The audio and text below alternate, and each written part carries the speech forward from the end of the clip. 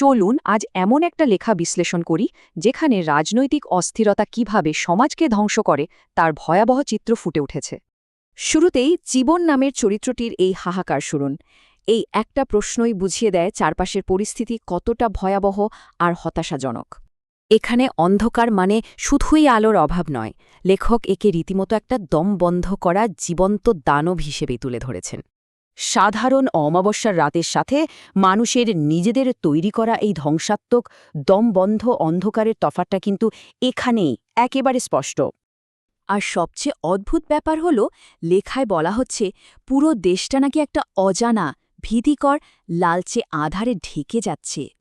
আচ্ছা, তাহলে প্রশ্ন জাগতেই পারে, এই ভয়ঙ্কর সামাজিক অবক্ষয়ের শেকড়টা আসলে কোথায়? চলুন সেটা এবার খুঁজে দেখি। মগ্ন নামের চরিত্রটি কিন্তু আসল জায়গাটা ধরিয়ে দিয়েছে। এই ধ্বংসের মূল কারণটাই হল রাজনীতিক সদাচার বা নৈতিকতার অভাব। আর এই ছকটা দারুণভাবে বুঝিয়ে দেয় কিভাবে রাজনৈতিক ব্যর্থতা ধাপে ধাপে একটা আস্ত সমাজকে ধ্বংসের দিকে ঠেলে দেয়। পতনের শুরুটা হয় মিথ্যাচার আর মুনাফিকি রাজনীতি দিয়ে। এটাই সমাজের শক্ত ভিতটাকে একেবারে নড়বড়ে করে দেয়। এই রাজনৈতিক দেউলিয়াত্বের কারণেই দেশটা ধীরে ধীরে একটা সম্পূর্ণ আইনহীন জায়গা বা যাকে বলে মগের মুল্লুকে পরিণত হয়। আর যখনই এই আইনহীনতার শেকড় গেড়ে বসে, স্বাভাবিকভাবেই মানুষের ভেতরে অপরাধ প্রবণতাও জ্যামিতিক হারে বাড়তে শুরু করে। এই পতনের শেষ ধাপটা হল এক শ্বাসরুদ্ধকর সামাজিক অন্ধকার, যা চারপাশ থেকে সাধারণ মানুষকে একেবারে বন্দী করে ফেলে। এখন প্রশ্ন হল, রাজনীতির এই পতন কিভাবে একেবারে মাঠ পর্যায়ে সাধারণ মানুষদের সরাসরি পথে বসাচ্ছে?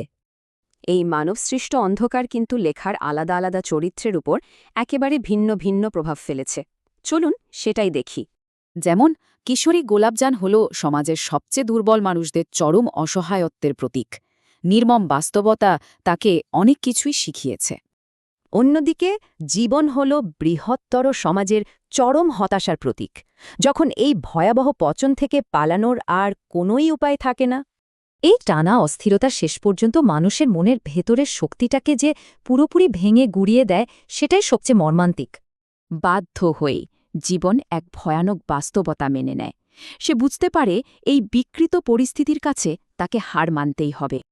এই লেখাটি চোখে আঙুল দিয়ে দেখিয়েছে কিভাবে স্রেফ রাজনৈতিক সদাচারের অভাব একটা সমাজকে পুরোপুরি ধ্বংসের খাদে ফেলে দেয়। তাহলে শেষ প্রশ্নটা এখানেই, এই অশ্লীল অন্ধকার চিরস্থায়ী হওয়ার আগেই কি রাজনৈতিক নৈতিকতার অভাব মেটানো সম্ভব? কি মনে হয়?